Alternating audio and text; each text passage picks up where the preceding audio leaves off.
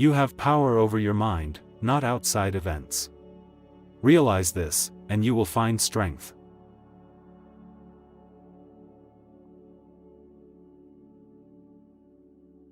Very little is needed to make a happy life. It is all within yourself, in your way of thinking.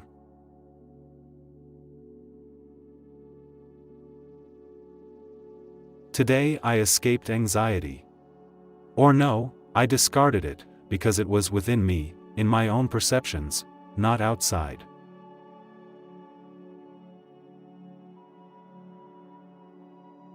If it's not right, don't do it. If it's not true, don't say it.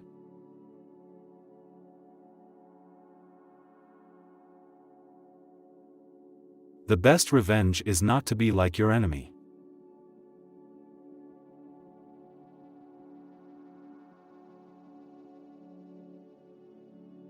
Accept the things to which fate binds you, and love the people with whom fate brings you together, but do so with all your heart.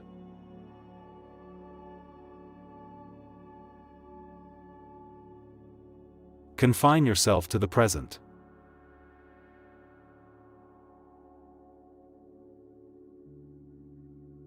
When you arise in the morning, think of what a precious privilege it is to be alive, to breathe, to think, to enjoy, to love.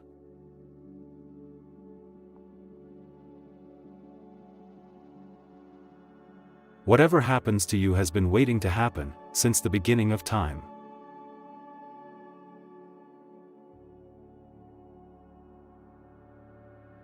To live happily is an inward power of the soul.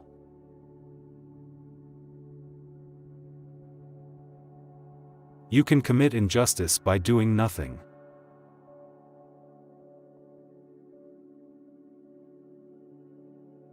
Waste no more time arguing about what a good man should be. Be one.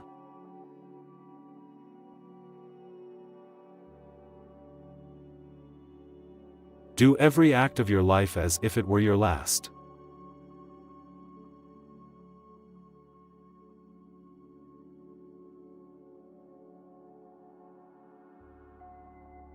It is not death that a man should fear, but he should fear never beginning to live.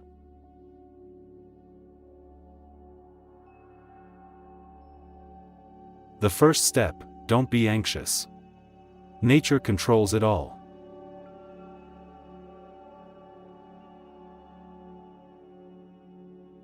The second step, concentrate on what you have to do.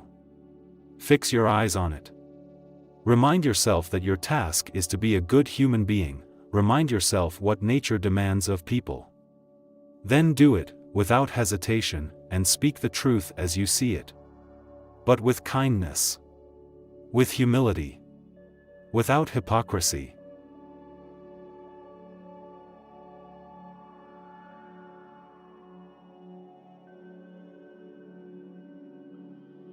Don't be overheard complaining. Not even to yourself.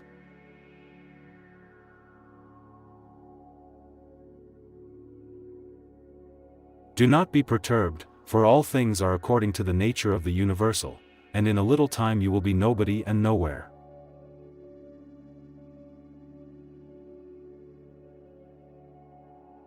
True good fortune is what you make for yourself. Good fortune, good character, good intentions, good actions.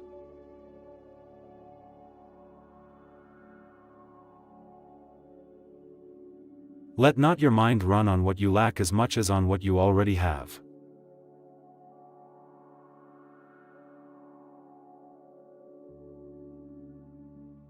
Objective judgment, now, at this very moment.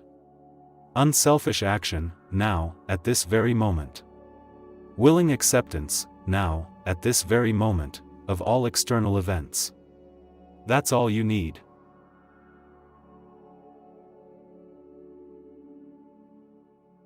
For God's sake, stop honoring externals, quit turning yourself into the tool of mere matter, or of people who can supply you or deny you those material things.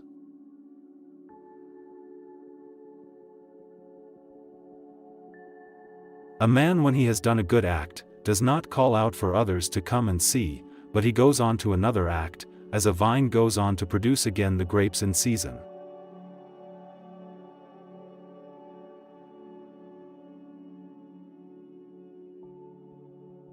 Is any man afraid of change? What can take place without change?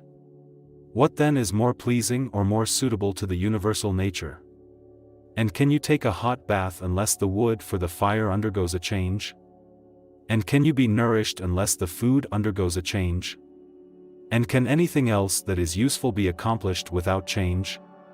Do you not see then that for yourself also to change is just the same, and equally necessary for the universal nature?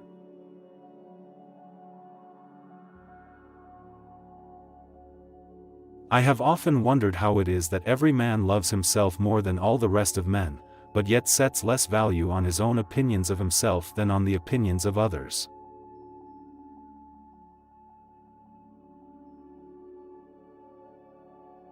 When you have assumed these names, good, modest, truthful, rational, a man of equanimity, and magnanimous, take care that you do not change these names, and if you should lose them, quickly return to them.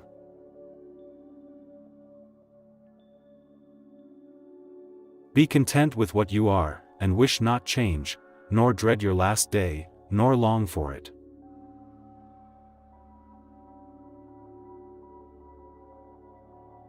Consider that before long you will be nobody and nowhere, nor will any of these things exist that you now see, nor any of those who are now living. For all things are formed by nature to change and be turned and to perish in order that other things in continuous succession may exist.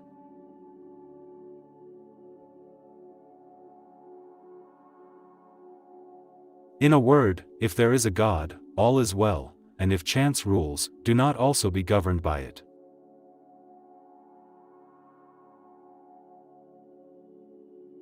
Treat whatever happens as wholly natural, not novel or hard to deal with, but familiar and easily handled.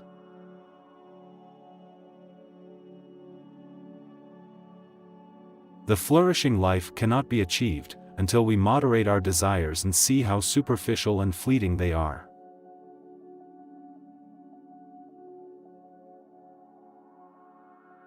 When your thoughts, words, and deeds form a seamless fabric, you streamline your efforts and thus eliminates worry and dread.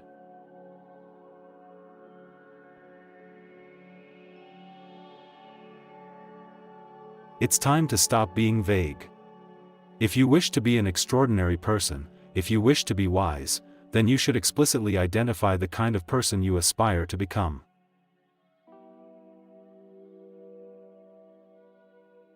Let silence be your general rule, or say only what is necessary and in few words.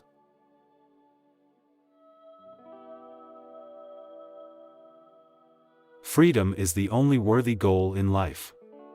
It is won by disregarding things that lie beyond our control.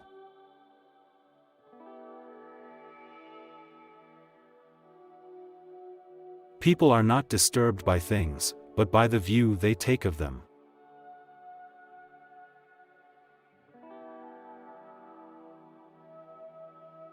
Sometimes even to live is an act of courage.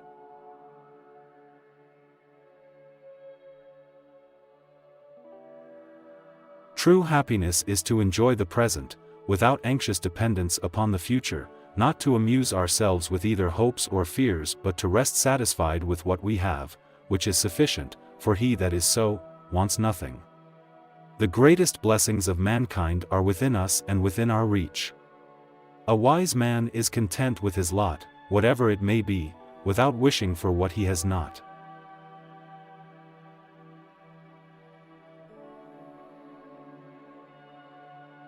All cruelty springs from weakness.